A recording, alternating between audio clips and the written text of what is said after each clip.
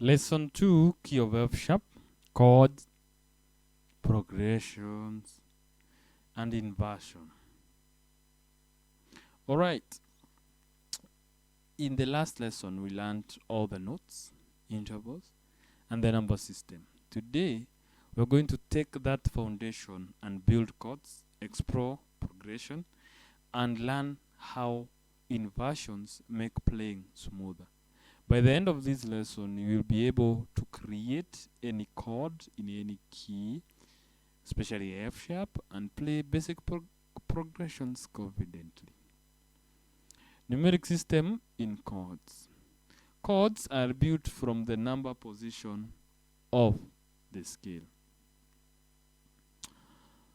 So before we continue, I would want first to play the major scale of F sharp, and then from there we're going to build everything that we're going to learn from that idea. So we're having F sharp, we're having G sharp, we're having A sharp, then we're having B, C sharp, D sharp, F, F sharp. We are going to now replace the letters with numbers, as we had did in the last lesson. So this is 1, 2, 3, 4, 5, 6, 7, 8. Okay? The first note is called the root note. There's something that we discussed in the previous lesson about interval. Do you remember the major second, major third? So this is a root note. Major second, major third, perfect fourth, perfect fifth. This is major 6, this is major 7, and this is octave. Okay, now the formation of a major chord is formed by the root note, major third, and perfect fifth. That is when you're using the concept of interval. Okay?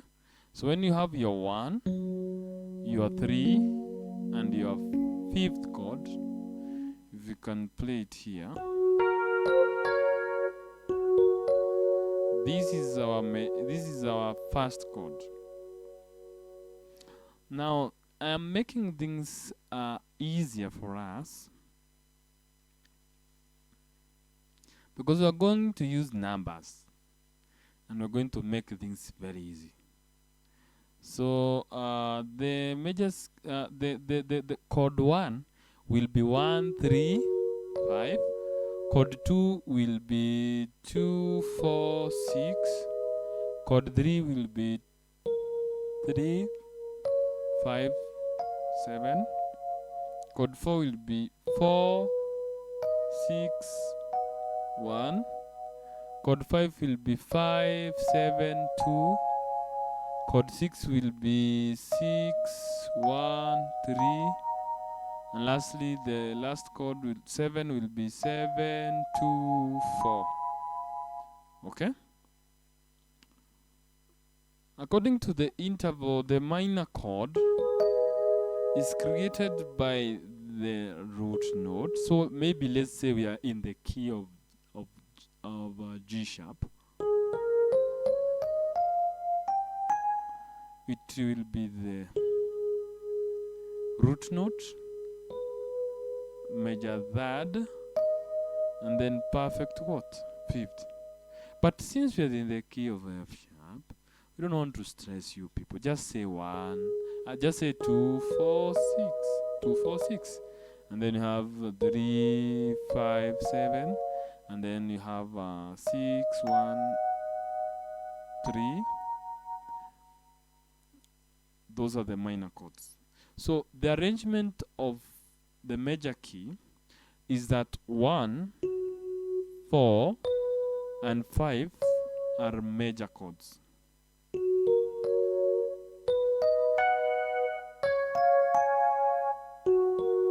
Okay? 2, 3, 6 are minor chords. And then lastly, 7 is a diminished chord. Okay. Now let's learn something we called quality and quantity. Quantity tells us how far apart two notes are, or how many notes belong to a chord. It answers two questions. Number one, how many letters, name, or scale set apart? All scale step apart are these notes. Okay. Number two, how many notes are stuck together to form this chord? Examples in interval from F sharp to G. We said this is the second interval, minor second, if you can remember. Okay. Now, in terms of that is question 1, how many letters, name, or scale step apart are these notes? So I can just give you also another example, maybe with a major chord. Anyway, how many notes are stuck together? So we have 3 notes. Anytime that you play 3 notes, this is called triad. Okay. So example of chords, we have triad, we have 7th chord, 9th chord, name them. I mean, a 3-note chord, 4-note chord, 5, etc. Quality. Quality describes the sound or mood of the chord. Common qualities include major, which is major is bright and happy, as here. Are you relating? Are you relating? They are bright and happy. Minor, on the other side, or we can play it here. So as they are soft, emotional. Now, the diminished, which is 7, they are tense and dark. There is also another chord called augmented. Okay, let me create one. These are stretched, mysterious. Let me create another one called dominant, strong and powerful. Can you hear that? But we are going to learn about the others, augmented and dominant, in future. Okay. Chord progression. A chord progression is a series of chords played in sequence. Roman numerals tell us which chord in key we are playing. Example, when we are only playing chords that are major, 1, 4, 5, we can have this example of chord progression. So when you're moving from, let me just lower the octave. Okay, let me play here. This is 1, 4, 1,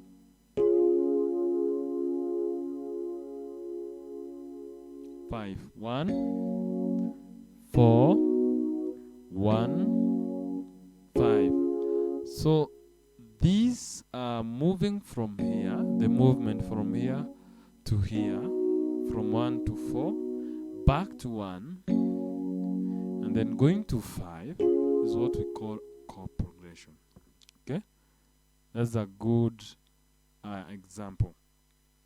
You're also going to learn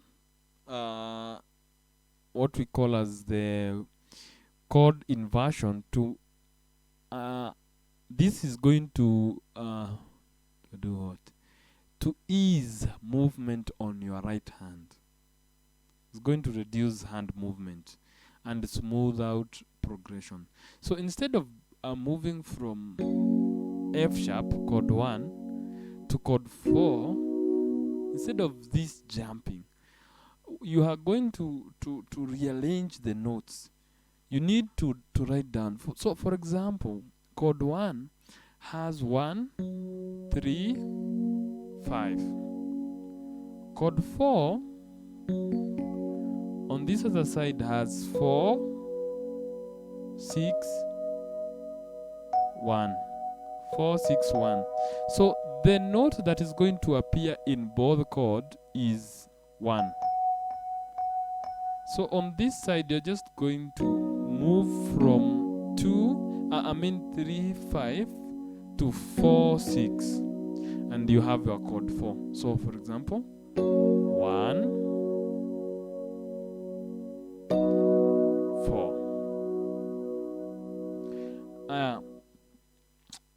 We also want to reduce the distance of moving from 1 to 5. So what you're going to do, you're going to do a comparison of chord 1 and chord 5. So this is chord 1 on the left, and this is chord 5 on the right. So what note is both in 1 and in chord 5? Do you have such a note? We don't have such a note, because chord 5 has 5, 7, 2. Yeah, we have. Sorry, we have. The common notes in both chords are 5. So you can take this shape. This is 7, 2. So you're going to retain your 5, and then 1 and 3 you're going to drop them, so that we have 7 and 2, like that. So 1,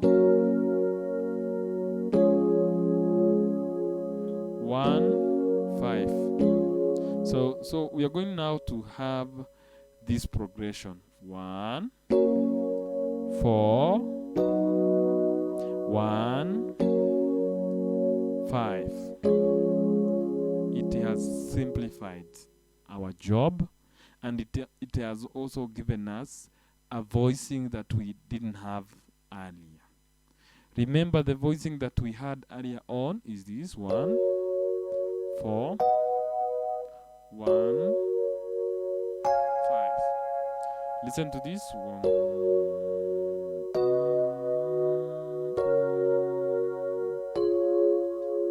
You hear? It is introducing us to something called voicing, which we will do later on. So I am taking my time to teach people position 1, position 2, and position 3. So this is position 1. Position 1 to me means I am doing everything in reference to the root note. Okay? Now, this one can also be played like this. We said inversion is taking the lowest note and rearranging it so that you can. So this is 1, 3, 5.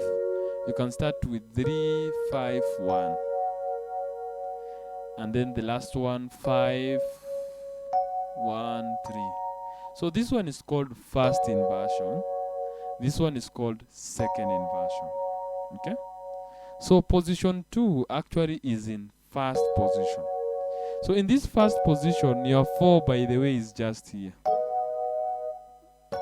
So you're only moving the 3 to the 4, 5 to the 6.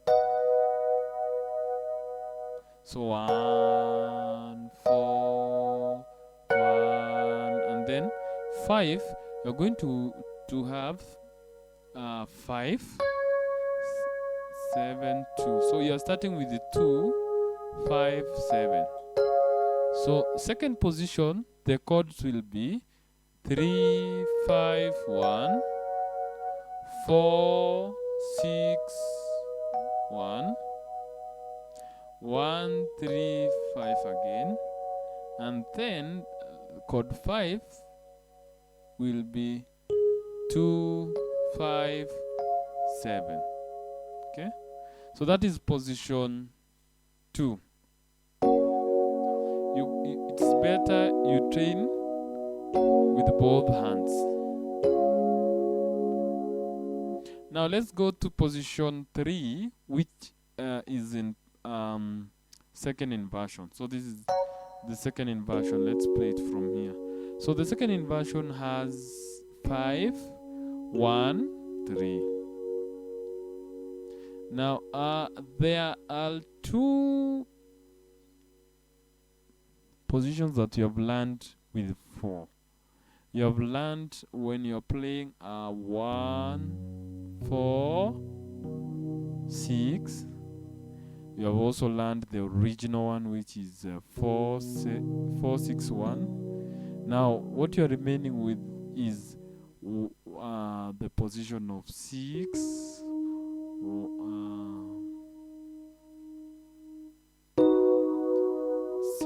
1, 4. So 1, 4, back to 1. 5 is very easy. It's the first chord that I taught you. This one. 5, 7, 2. The original one. So you're having the following voicing.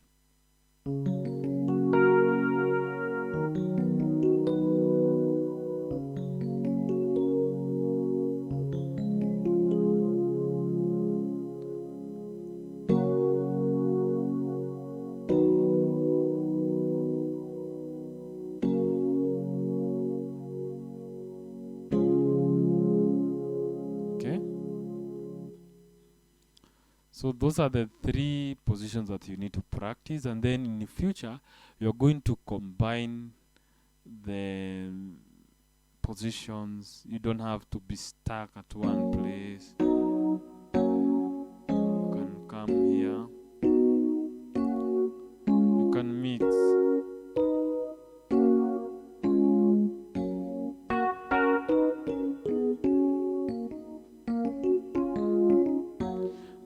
And then it's going to give you more options. Maybe let's say you are playing a chord progression that has 4 counts. Let me give you a chord progression that has 4 counts. So 1, this is just okay, 1, 2, 3, 4. 2, 3, 4. 1, 2, 3, 4. Then okay. So you can say it.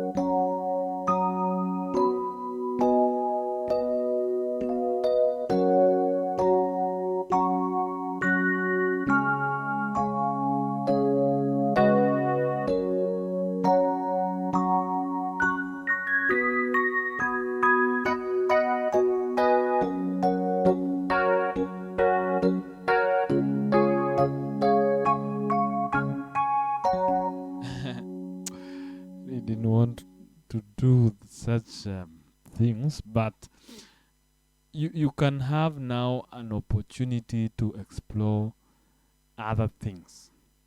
Okay, so instead of just playing simple things like 1, 2, 3, 4.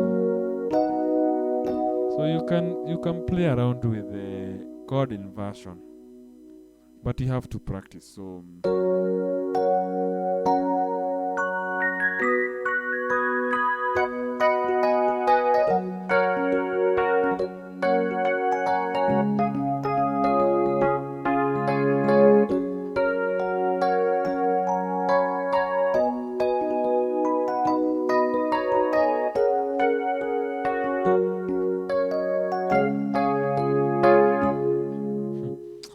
let me end it there before I start getting lost and start playing some other things. See you in the next lesson, guys. Remember, if you can see it, if you can hear it, then you can play it.